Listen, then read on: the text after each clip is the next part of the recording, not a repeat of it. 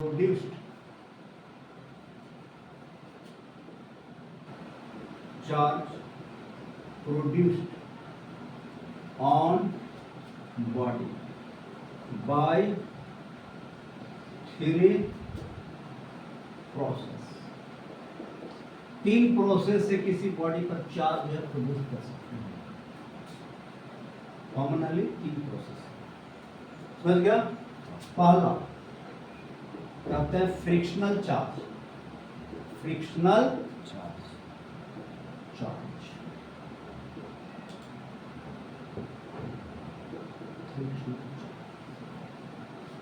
ठीक है। तो फ्रिक्शनल चार्ज है क्या? मान लो एक बॉडी के साथ दूसरे बॉडी को अगर रब करेंगे, रगड़ेंगे, जो बॉडी लूजली बॉन्डेड रहता है इलेक्ट्रॉन, जिस बॉडी में इलेक्ट्रॉन लूजली बॉन्डेड रहता है वह इलेक्ट्रॉन ट्रांसफर हो जाता है किधर की तरफ? जिस साइड इलेक्ट्रॉन जो है बॉडी के साथ टाइटली बॉन्डेड है उधर की तरफ। क्यों ऐसा होता है? क्योंकि लूजली बॉन्डेड जो इलेक्ट्रॉन रहता है वह थर्मल एनर्जी गेन करने के बाद जब रब करेंगे तो हीट प्रोड्यूस होगा, और थर्मल एनर्जी गेन करने के बाद इलेक्ट्रॉन का ट्रांसमिशन होता है। समझ गया? लूजली बॉन्डेड जो इलेक्ट्रॉन है वह थर्मल एनर्जी गेन करने के बाद वह जो है ट्रांसफर हो जाता है किधर की तरफ? टाइटली बॉन्डेड जिस साइड इलेक्ट्रॉन उस साइड के। तो एक बॉडी निगेटिवली चार्ज हो जाता है और दूसरा बॉडी पॉजिटिवली चार्ज है। इसको कहते हैं फ्रिक्शनल चार्ज। जैसे मान लो ग्लास रॉड, कौन सा रॉड है? Glass rod. यहां पर glass rod is rubbed with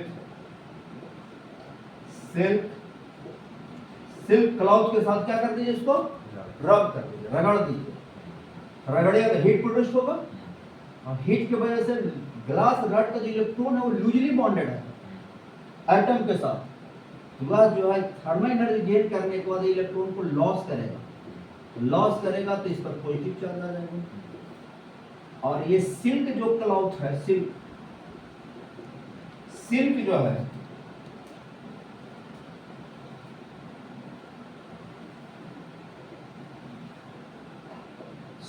है इलेक्ट्रॉन क्या करेगा? तो जितना इस पर प्लस होगा उतना ही इस पर माइनस। समझ गया? चल लिखिए। Here electron is transferred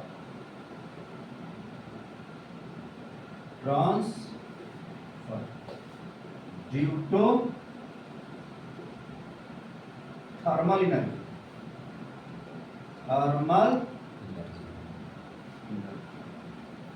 thermal energy वजह से, क्योंकि रब करने से हीट प्रोड्यूस हो गया और थर्मल एनर्जी की वजह से इलेक्ट्रॉन ट्रांसफर हो गया। समझ गया? Electron is transfer due to thermal energy from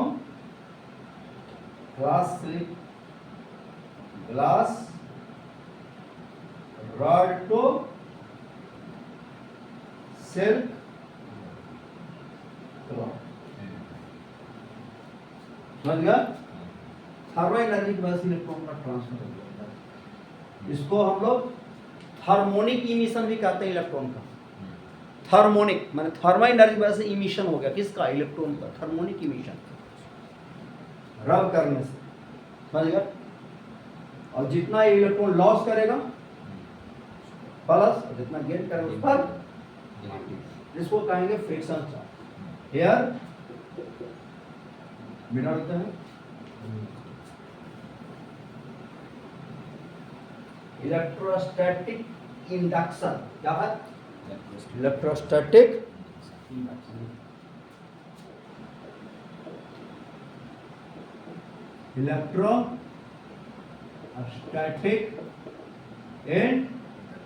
induction.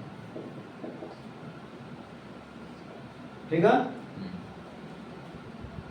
तो यह एक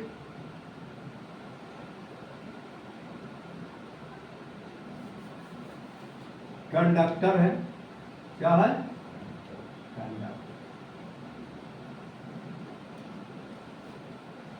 इलेक्ट्रोस्टैटिक इंडक्शन समझ लो। इसको कहते हैं इंसुलेटिंग स्टैंड। Insulating stand. अब ये क्या है? कंडक्टर है। क्या है? इसको रखा गया है कंडक्टर के इंसुलेटिंग स्टैंड पर, और इसके पास जो है एक ग्लास रॉड लाया गया चार्ज करके। मान लो इस पर फ्रिक्शनल चार्ज डेवलप कर दिए।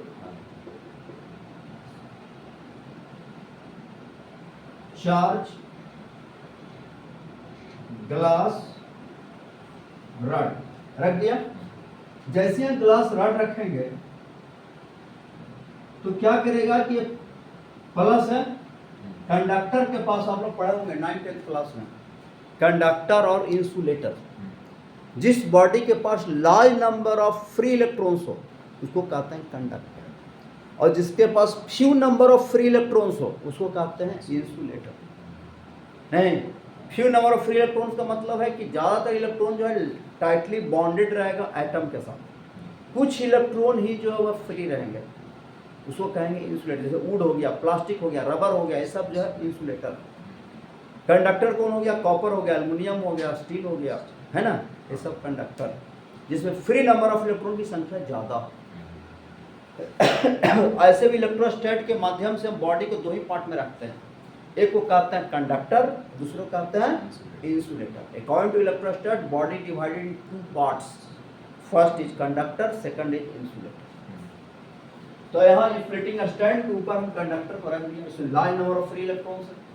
तो क्या करेगा? इस पर प्लस क्यू चार्ज रखे हैं, इलेक्ट्रॉन को अपनी ओर खींचेगा, प्लस माइनस के बीच में अट्रैक्शन होता है, तो इस पर इलेक्ट्रॉन की डेंसिटी यहाँ बढ़ जाएगा, खींच लेगा। तो यहाँ इलेक्ट्रॉन की डेंसिटी क्या होगा तब इसी सरफेस पर? बन गया। इधर कोई चार्ज नहीं होगा। क्यों नहीं होगा? हम आगे बताएंगे कि यहाँ पर जो है सरफेस चार्ज डेंसिटी यहाँ 0 होगा, यहाँ सरफेस चार्ज डेंसिटी होगा, मैंने ज्यादातर इलेक्ट्रॉन इस सरफेस पर एक्यूमुलेट करेगा, क्योंकि यहाँ पर का रेडियस स्टेट है ना, स्टेट का रेडियस इनफाइनाइट होता है, और चार्ज डेंसिटी जो होता है रेडियस के इनवर्सली प्रोपोर्शनल होता है, तो यहाँ पर चार्ज नहीं होगा, ये सरफेस इस सरफेस पर चार्ज होगा। ठीक है, तो जैसे इलेक्ट्रॉन को खींचेगा तो इस पर माइनस हो जाएगा, इधर क्या होगा? प्लस होगा। इसको कहते हैं इंड्यूस्ड चार्ज। क्या कहते हैं? Induced charge. माइनस के बाद आई लगा दिए, मैंने इंड्यूस्ड चार्ज। हेयर इस क्यू को कहते हैं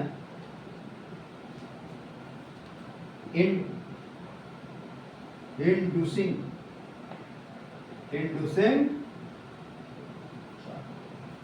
क्यू आई एन को कहते हैं induced charge.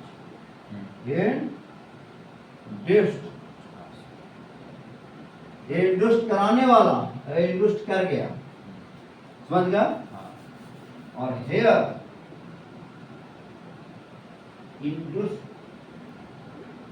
Inducing charge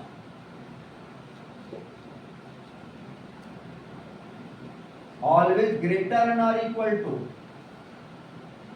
induced charge।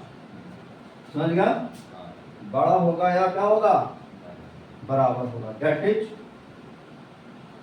greater than or equal to induced। और ये जो फिनोमिना होता है इसको कहते हैं इलेक्ट्रोस्टैटिक इंडक्शन। फिर लिख लो, उसको लिखाएंगे तो क्या कहेंगे? इलेक्ट्रोस्टैटिक इंडक्शन क्या है? When uncharged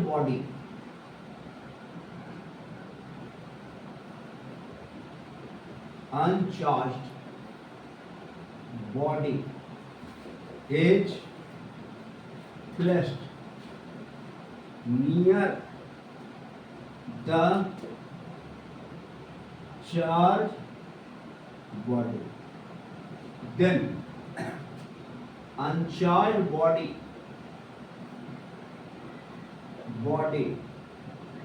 get equal and opposite nature of charge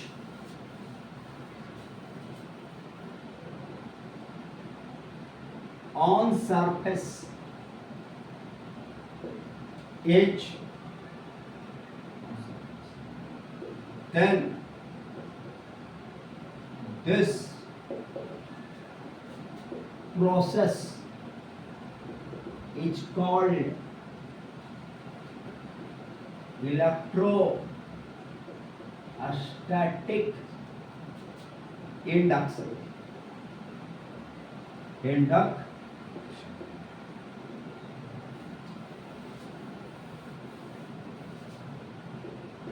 Here,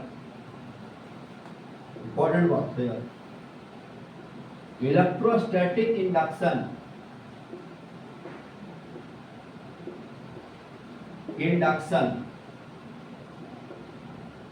is always follow electrostatic, always follow attractions, always follow attraction. जहां भी इलेक्ट्रोस्टैटिक इंडक्शन होगा दो बॉडी के बीच में क्या होगा? अट्रैक्शन होगा। क्या होगा? अट्रैक्शन हो जाएगा। दो बॉडी एक दूसरे को अट्रैक्ट कर लेगा। क्यों अट्रैक्ट कर लेगा भाई? इसको समझिए। जैसे यही था, ठीक है ना? यहां पर हम ग्लास रॉड लाए, उसमें पिक्चर दिखा देगा, यहाँ माइनस है, यहाँ प्लस, तो प्लस यहाँ माइनस क्यूब इंटरेस्ट, यहाँ प्लस क्यूब इंटरेस्ट हो गया। हाँ लिखा है when uncharged body is placed near the charged body, then uncharged body get equal and opposite nature of charge on the surface. Then this process is called electrostatic induction. Electrostatic induction is always follow क्या चीज? Attraction. जहां electrostatic induction होगा body के बीच में attraction होगा। देखो plus है minus, दो चार्ज के बीच का दूरी कम है तो प्लस माइनस में अट्रैक्शन होता है, फोर्स लग गया एक तो प्लस है, प्लस है तो रिपल्सन होगा। लेकिन फोर्स जो है वह इनवर्स स्क्वायर लॉ को फॉलो करता है। आगे पढ़ाएंगे। दो चार्ज के बीच का दूरी ज्यादा होगा तो फोर्स कम जाएगा, दो चार्ज के बीच का दूरी कम होगा तो फोर्स बढ़ जाएगा। तो दो चार्ज के बीच का दूरी कम है तो फोर्स ज्यादा, दो चार्ज के बीच का दूरी ज्यादा है तो फोर्स कम है। तो नेट फोर्स किधर लगा? कंडक्टर पर। Net force on conductor, net force on conductor किधर लगा? F1 minus F2। F1 इधर ज्यादा है, F2 कम है। इसका मतलब है ग्लास रड की तरफ अट्रैक्ट होगा, इधर तरफ अट्रैक्ट होगा ग्लास। इसका मतलब है that is glass rod is attract to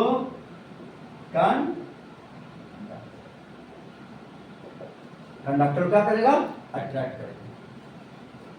एक घर में कर सकते हैं, एक छोटा सा पीस ऑफ पेपर ले लीजिए और अपने हेयर में प्लास्टिक के पेन को रब कीजिए और लाओ। क्या होता है? दोनों के बीच में अट्रैक्शन होता है, अट्रैक्ट सट जाता है। तो क्यों सट जा रहा है? Electrostatic induction. समझ गया? तो जहां इलेक्ट्रोस्टैटिक इंडक्शन होगा अट्रैक्शन, और जहां इलेक्ट्रोस्टैटिक इंडक्शन होगा तो कंडक्टर बॉडी पर नेट चार्ज क्या होगा? जीरो।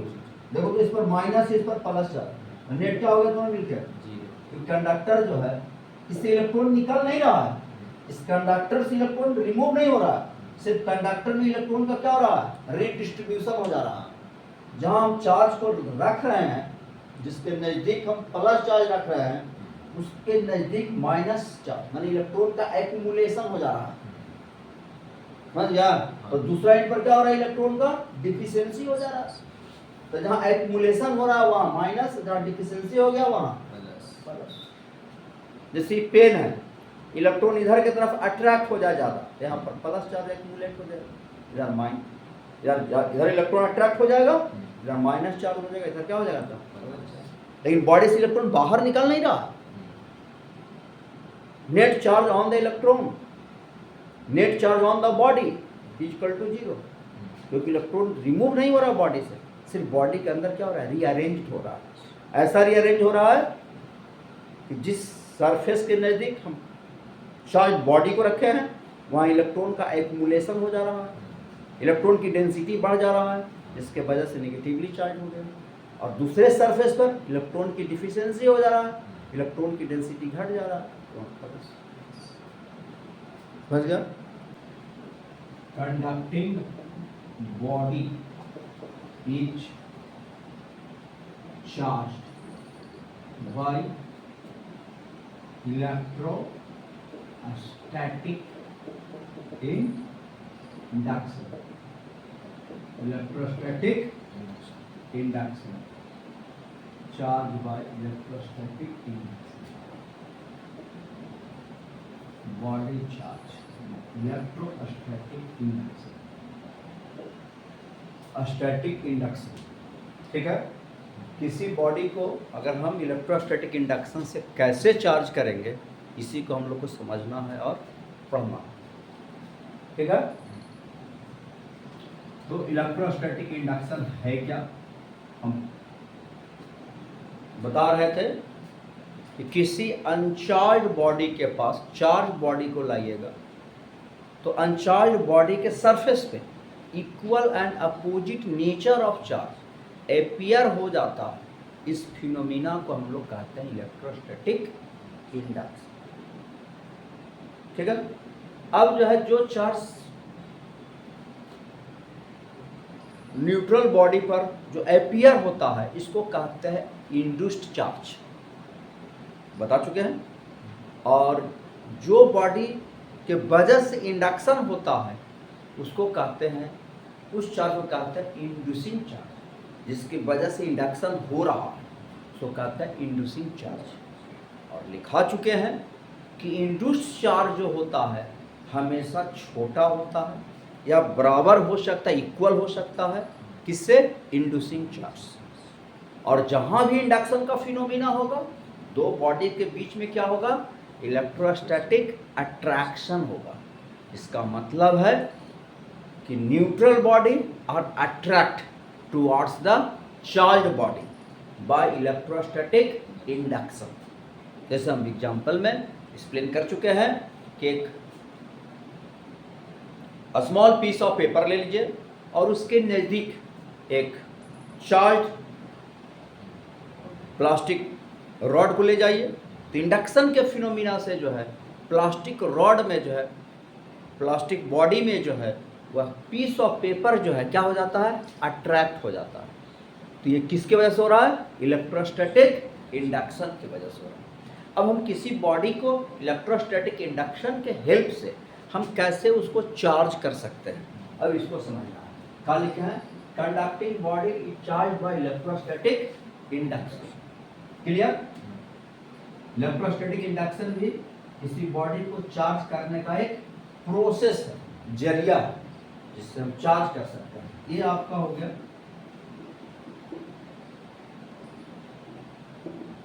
इंसुलेटिंग स्टैंड, जिसके ऊपर कंडक्टर को रखा गया है, कंडक्टिंग स्फीयर को रखा गया। ये हो गया स्टेप 1। स्टेप 1 में क्या करना है, अनचार्ज स्फीयर को, ये आपका ग्लास रॉड है, सिल्क क्लॉथ से रब करने के बाद इसको यहाँ पर लाया गया, इस पर चार्ज Q है। जैसे ही न्यूट्रल कंडक्टिंग बॉडी के पास लाइएगा, इंडक्शन का प्रोसेस होगा, जिसके वजह से इस पर इंड्यूस चार्ज माइनस, इधर इंड्यूस चार्ज क्या सेटअप हो जाएगा, नेट चार्ज पूछा जाए इस पर तो क्या होगा, जीरो। नेट चार्ज जीरो ना, और जितना माइनस उतना प्लस, तो नेट चार्ज क्या हो गया, जीरो। अरे इससे इलेक्ट्रॉन निकल नहीं रहा है, सिर्फ इलेक्ट्रॉन का रीअरेंजमेंट हो रहा है। ये प्लस है, कंडक्टर के पास large number of free electrons है, ये अपनी ओर खींच लिया, खींचने के बाद इलेक्ट्रॉन की डेंसिटी सरफेस पर बढ़ गया, इधर वाले सरफेस पर इलेक्ट्रॉन की डेंसिटी क्या हो गया, घट गया। इसका मतलब है ये इंड्यूस्ड चार्ज सेटअप हो गया, ये हो गया इंड्यूस्ड चार्ज सेटअप हो गया। स्टेप 1। स्टेप 2 में क्या करना है, ये जो है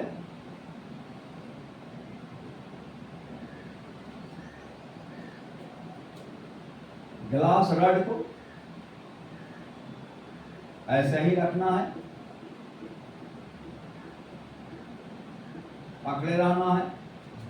अब ये जो है इधर वाले सरफेस को अर्थ कर देना है। जैसे ही अर्थ करिएगा, इसके सरफेस पर जो पॉजिटिव चार्ज है वह जो है न्यूट्रल हो जाएगा, क्योंकि अर्थ का हम आगे पढ़ाएंगे कि अर्थ का पोटेंशियल हमेशा क्या होता है, जीरो होता है। पोटेंशियल जीरो रहने के वजह से, प्लस चार्ज के वजह से यहाँ पर हाई पोटेंशियल सेटअप है, इसका पोटेंशियल जीरो है, तो इलेक्ट्रॉन का फ्लो होना शुरू हो जाता है लो पोटेंशियल से हाई पोटेंशियल की तरफ। कब तक इलेक्ट्रॉन का फ्लो होता है, जब तक कि इस बॉडी का पोटेंशियल अर्थ के पोटेंशियल के बराबर ना हो जाए। इलेक्ट्रॉन के फ्लो की वजह से चार्ज जो है इंड्यूस चार्ज देखा है प्लस में, वह न्यूट्रल हो जाता है, लेकिन ये प्लस चार्ज जो है, ये प्लस चार्ज जो है, ये माइनस चार्ज को अपनी ओर अट्रैक्ट किए रहता है। ये अपनी ओर क्या क्या रहता है, अट्रैक्ट किया। तो इंड्यूस चार्ज माइनस में रहता है, प्लस वाला क्या होता है, जीरो।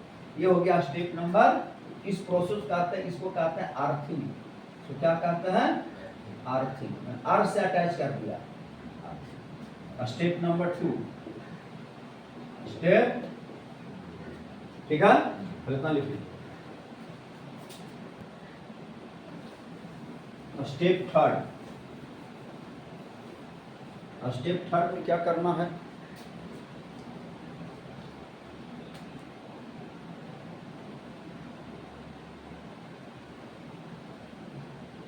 इस कंडक्टिंग स्फीयर को अर्थ से डी अटैच कर देना है, और एक ग्लास जो रड है उसको रिमूव कर देना है। जैसे ही रिमूव कर दीजिएगा, स्टेप 3, जैसे रिमूव करिएगा तो पूरे सरफेस पर जो है वो क्या आ जाएगा, निगेटिव चार्ज। क्या आ जाएगा, निगेटिव चार्ज आ जाएगा, निगेटिव चार्ज आ जाएगा।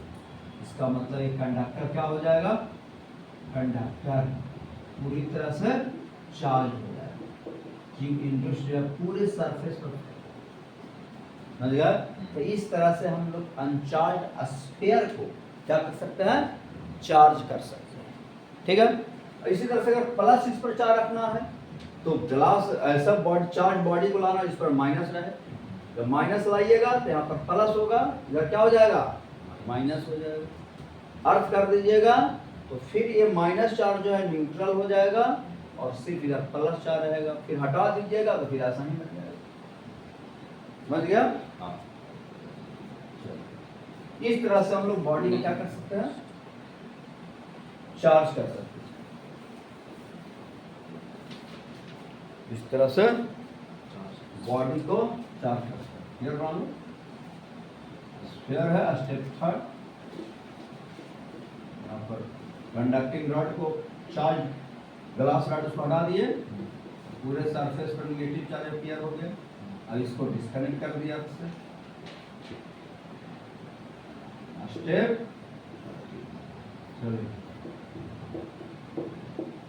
इंड्यूस चार्ज,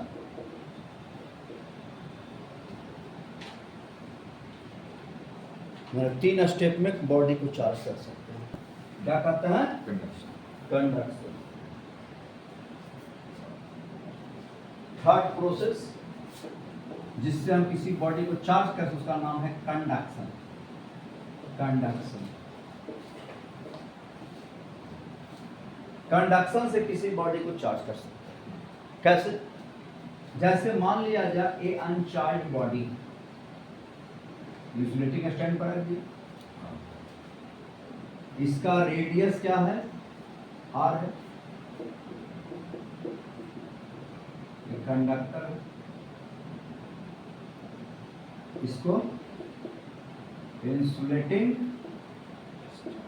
स्टैंड के ऊपर रख दिया। अब जो है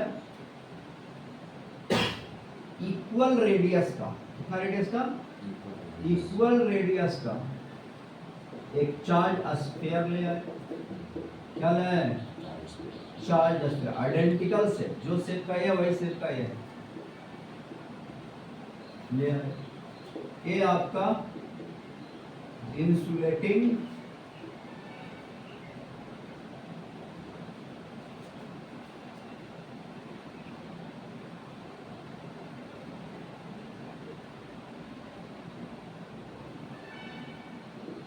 रॉड अटैच कर दिया गया है जिससे हम पकड़े हुए हैं, और पकड़ करके क्या करेंगे? इन दोनों को टच करा दिए। Here both conducting a sphere or touch to each, touch करा दें। जैसे टच कराएंगे तो इस पर क्यू चार्ज था, अब इन दोनों के बीच में चार्ज का शेयरिंग होगा, क्योंकि अब 10th क्लास में पढ़ा है कि जो बॉडी पर चार्ज आता है उसका पोटेंशियल हाई होता है, इस पर कोई चार्ज नहीं, इसका पोटेंशियल क्या है? जीरो है। तो ये हाई पोटेंशियल है, जीरो पोटेंशियल, दोनों को टच कराइएगा तो हाई पोटेंशियल से लो पोटेंशियल के तरफ जो है चार्ज का फ्लो होगा। कब तक फ्लो होते रहेगा? जब तक इसका पोटेंशियल इसके पोटेंशियल के बराबर ना हो जाए। जैसी पोटेंशियल सेम होगा, दोनों के बीच में चार्ज का जो फ्लो है वह स्टॉप हो जाएगा, और चार्ज का फ्लो स्टॉप होगा तो इस कंडीशन को कहेंगे इलेक्ट्रोस्टैटिक कंडीशन। क्यों? क्योंकि जैसे चार्ज का फ्लो स्टॉप होगा तो इस पर भी चार्ज कांस्टेंट हो जाएगा, इस पर भी चार्ज कांस्टेंट हो जाएगा, और चार्ज जब कांस्टेंट हो जाएगा तो चार्ज डेंसिटी फिक्स्ड हो जाएगा, और इसको कहते हैं स्टेशनरी चार्ज। और इलेक्ट्रोस्टैट में तो हम लोग स्टेशनरी चार्ज की बात करते हैं। इसका मतलब है कि इसको टच कराने के बाद जो है इसको जो है इसमें टच कराएंगे, कल क्या here both conducting a sphere are touch to each other. जैसे ही टच कराएंगे तो टच कराने के बाद क्या होगा? जैसे ही टच कराइएगा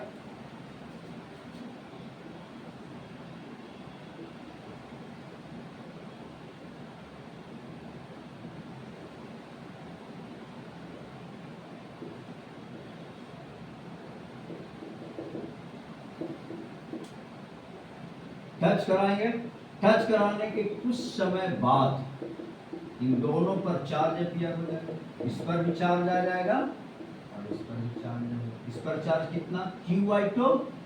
चार्ज कितना? अब जो है again both body is separated, और सेपरेट कर दीजिए। जैसे सेपरेट करेंगे क्या हो जाएगा? इस पर भी चार्ज रहेगा और इस पर भी चार्ज। इसका मतलब है अब दोनों बॉडी क्या हो गया? इस पर भी Q/2, इस पर भी कितना? सेपरेट कर दिया। ये आपका इसका अनचार्ज बॉडी क्या हो गया? चार्ज। इसका मतलब है कि कंडक्शन प्रोसेस से भी हम किसी बॉडी को क्या कर सकते हैं? चार्ज कर सकते हैं, अनचार्ज बॉडी को चार्ज कर सकते हैं। समझ गए? ये भी प्रोसेस है। एक चार्ज बॉडी को अनचार्ज बॉडी के साथ टच करा दीजिए, ठीक है? या ये भी कर सकते हैं, कंडक्टिंग वायर से जोड़ भी सकते हैं, टच भी करा सकते हैं। टच करा देंगे, दोनों आइडेंटिकल शेप का रहेगा, तो जितना चार्ज इस पर रहेगा उसका आधा और आधा दोनों पर क्या हो जाएगा, डिस्ट्रीब्यूट हो जाएगा, बराबर होगा। कब तक ऐसा होगा, जब तक कि दोनों की पोटेंशियल सेम ना हो जाए। पोटेंशियल सेम होगा, चार्ज का फ्लो बंद हो जाएगा, चार्ज का फ्लो बंद होगा, इलेक्ट्रोस्टैटिक कंडीशन को प्रिवेल करेगा, और इलेक्ट्रोस्टैटिक कंडीशन प्रिवेल करेगा तो हम इसको इलेक्ट्रोस्टैटिक पढ़ सकते हैं। और जब तक चार्ज का फ्लो दोनों के बीच में रहेगा, सरफेस पर चार्ज डेंसिटी बदलते रहेगा, not called a stationary charge. समझ गया? तो दो आइडेंटिकल बॉडी को, कंडक्टिंग बॉडी को अगर टच कराएंगे तो शेयरिंग ऑफ चार्ज होगा, चार्ज का डिस्ट्रीब्यूशन होगा, ऐसा होगा कि दोनों पर इक्वली चार्ज डिस्ट्रीब्यूट होगा। ठीक है।